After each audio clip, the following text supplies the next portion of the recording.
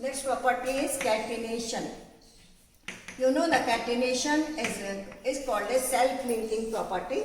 That means atoms of these elements join together to form a long chain compound. So here the nitrogen is having the least catenating power or least catenation, and as the size increases, the bond which is formed between the two atoms will become stronger, and that's why there is increase in the catenation power. So this is for the self-linking property or the catenation power. Now the next we will study the chemical properties. In the chemical properties, the first property is the oxidation state, or that you can say the valency state.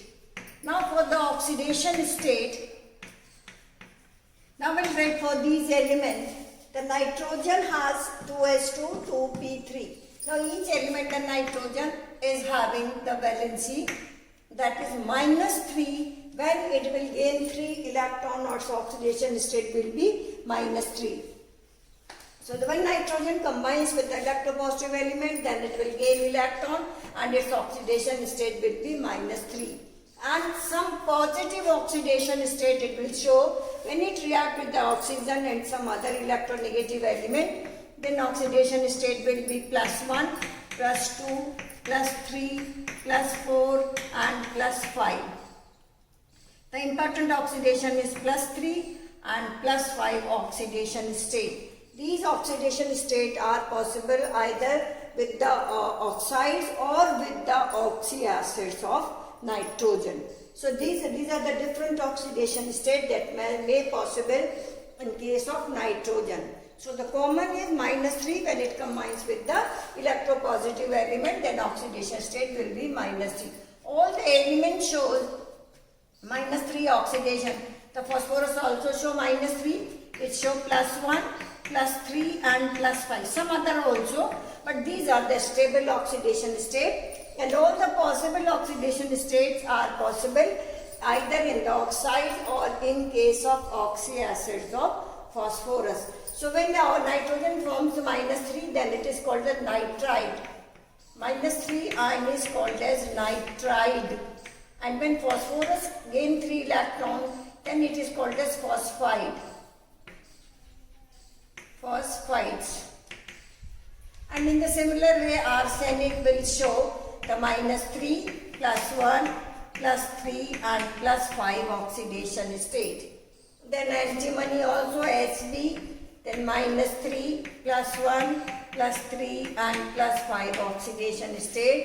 But bismuth only shows -3 and +3 oxidation state. So all these oxidation state, when they combine with the electropositive element, then their oxidation state will be -3.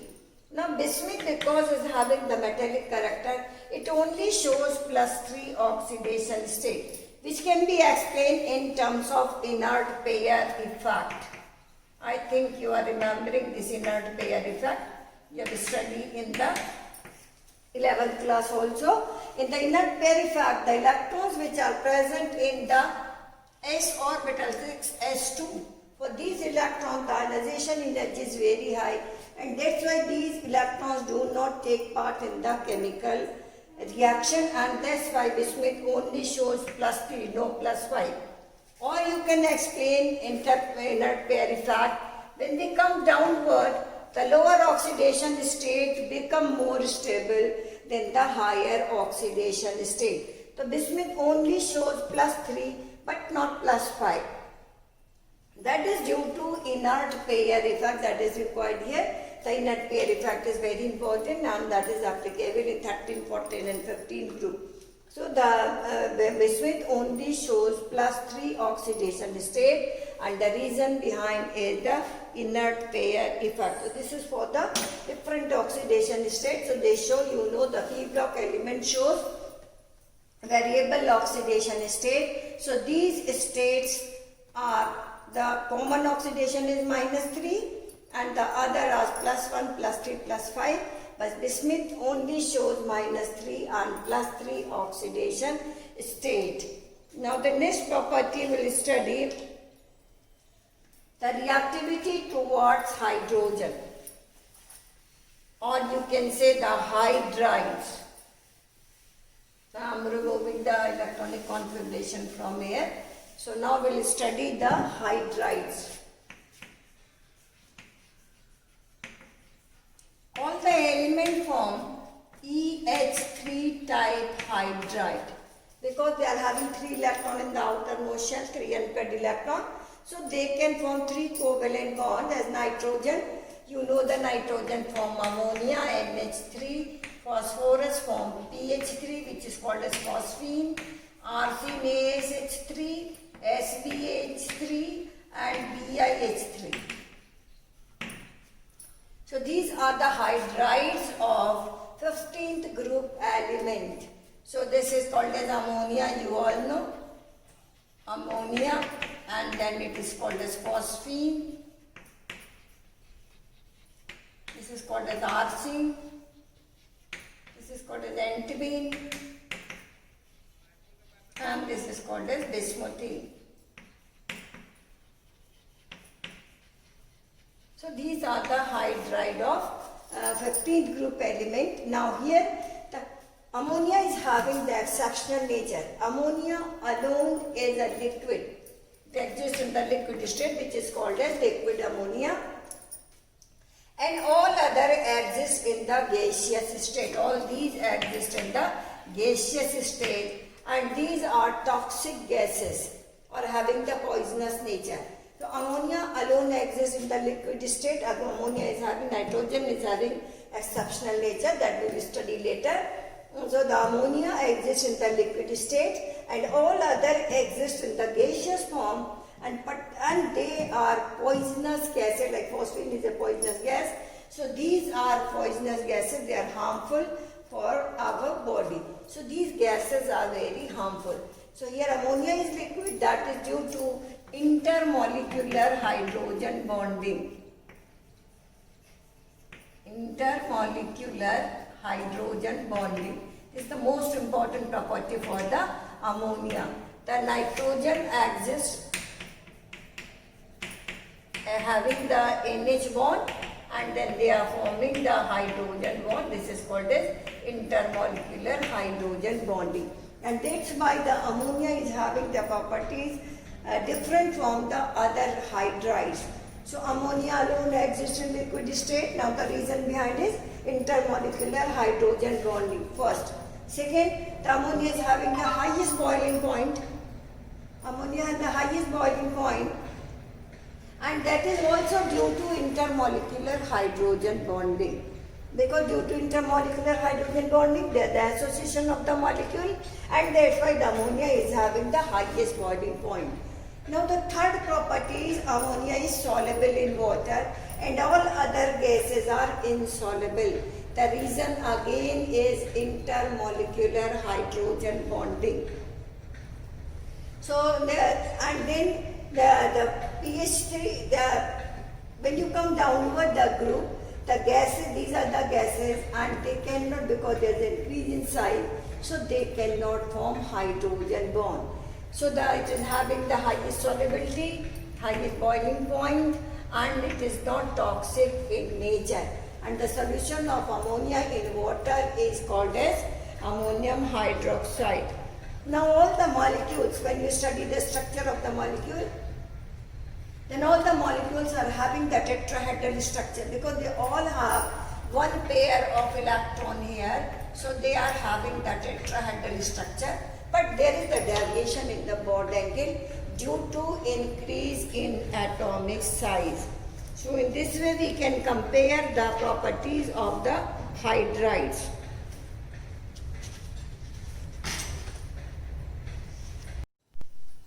Yes, so basic character can be explained on the basis of the presence of the lone pair electron. Because all the hydrides are having lone pair of electrons, so their basic nature. But the ammonia is the most basic in nature due to the small size of nitrogen. The nitrogen has the smallest size, so it is having the most basic character. So we can write here the basic character decreases in this order. NH3, PH3, then ASS3, and then we can this decreases in this way S3 then SBH3. So when you come downward, then the basic character of the hydrides decreases due to increase in atomic size. So in this way we can explain the basic character. Now the next property is the thermal stability. Thermal stability means what happens when we heat these compounds. And to explain the thermal stability of the compound, we have to consider EH bond, E for the element of the 15th group. So we have to write the bond strength of the EH bond. For the thermal stability, we have to compare the EH bond.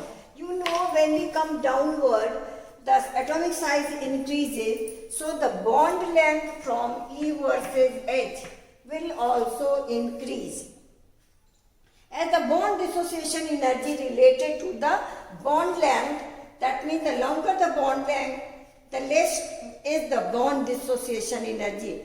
So for thermal stability, we have to compare the bond dissociation energy here. Now the bond dissociation energy decreases downward due to increase in atomic size of these elements or due to increase in bond length of EH. That is, you can compare with the NH, then PH, then BH like this. Sorry, ASH. So because the size increases, bond length increases, and that's why there is decrease in bond dissociation energy. So the thermal stability decreases down the group. Because when they come downward, the less bond dissociation energy is required, and that is responsible for the thermal stability of the hydrides. So when we come downward, thermal stability of the hydride decreases downward. The next property is the reducing nature of the hydrides.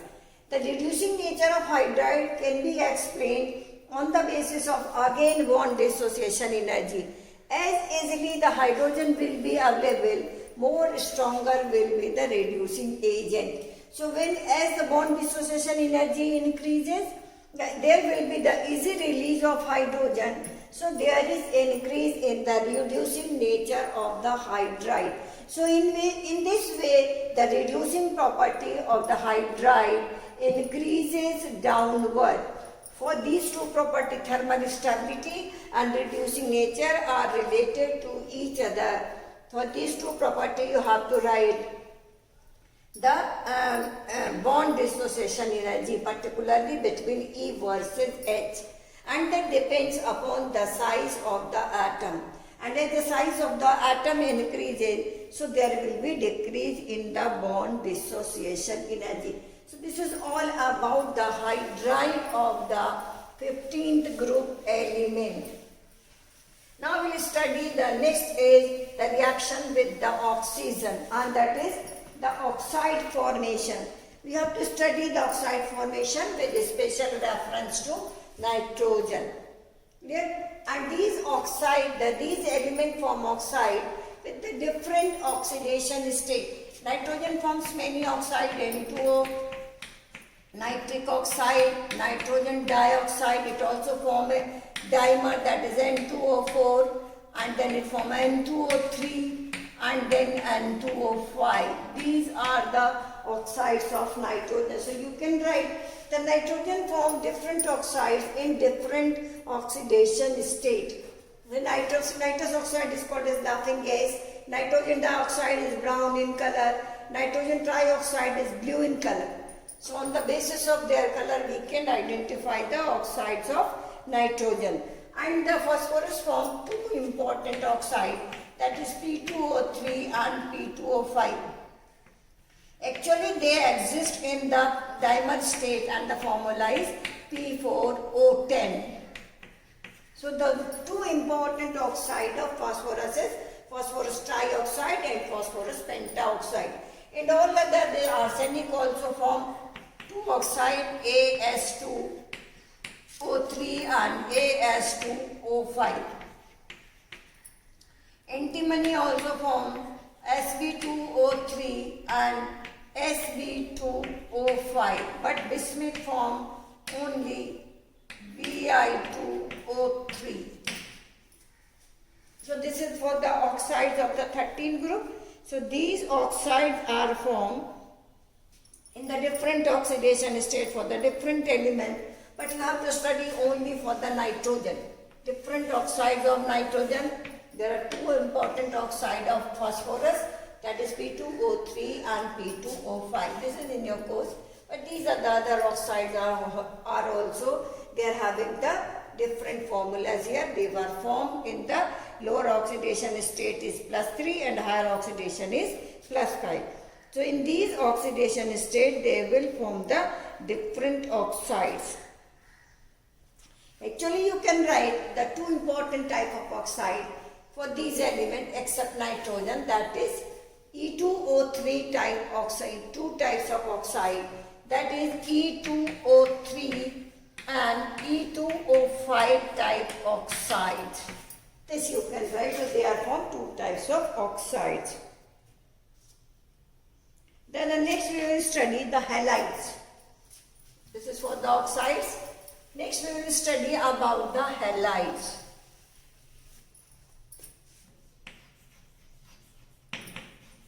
Halides means the halogen, you know, that is fluorine, chlorine, bromine and iodine. They are called as halogens. So when the elements of 15 group react with the halogens, they form different halides. Now first we take for the nitrogen. Nitrogen can form NF3, NCl3 and then NBr3 and then Ni3. So we can write they form EX3 type hydride. Nitrogen has only two shells.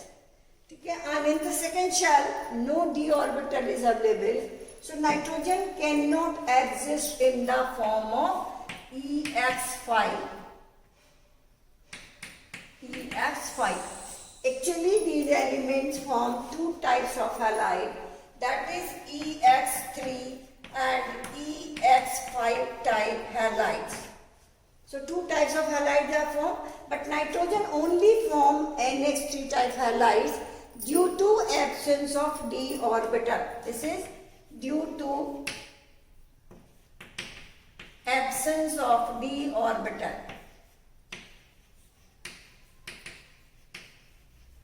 Absence of d orbital.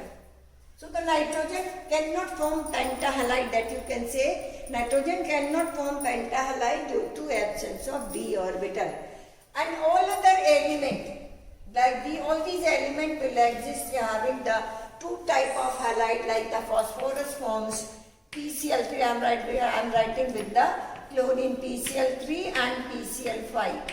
Then you can write PF3, PF5, PBr3, PBr5 like this. Now all other form the two types of halide, PCl3, PCl5. Then the arsenic, then antimony and bismuth only form trihalide. Now that is due to inert pair effect. Bismuth can also form only one type of halide, that is BiX3. And that is due to most stable will be fluorides, because the fluorine is having the highest electronegativity. So they are forming two types of halide. Nitrogen cannot form pentahalide, that is due to absence of d orbital. Bismuth cannot form pentahalide, that is due to inert pair effect. And all other phosphorus, arsenic and antimony can form two type of halide, that is PCl3 and PCl5. Now here I am writing the structure for PCl3, or you can say for ammonia. This is tetrahedral.